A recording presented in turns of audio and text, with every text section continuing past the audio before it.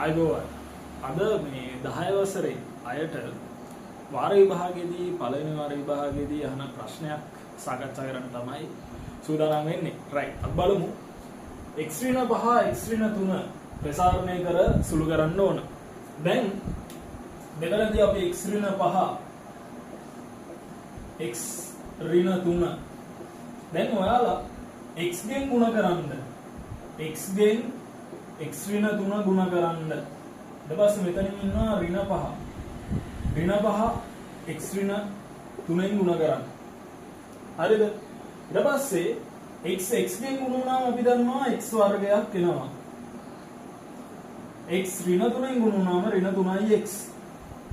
එතකොට මෙතන ඍණ 5 x ගෙන් ගුණ වුණාම ඍණ 5යි x. ඍණ 5 ඍණ 3ෙන් ගුණ වුණාම ධන 15යි. මොකද ඍණ සංඛ්‍යාවක් ඍණ සංඛ්‍යාවකින් ගුණ වෙන්නේ.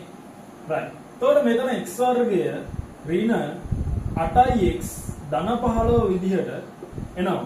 එතකොට මේ අපි කරේ සාධක දෙකක් ප්‍රසාරණය කර සුළු කිරීමයි. right. මම හිතනවා මේ ගාන හොඳටම තේරුණා කියලා. විශේෂයෙන් මේ ගාන 10 වසරේ පළවෙනි වාර විභාගයට අහන්න පුළුවන් ප්‍රශ්නයක්. ඉතින් හරියට ගොඩ දාගමු වැඩේ.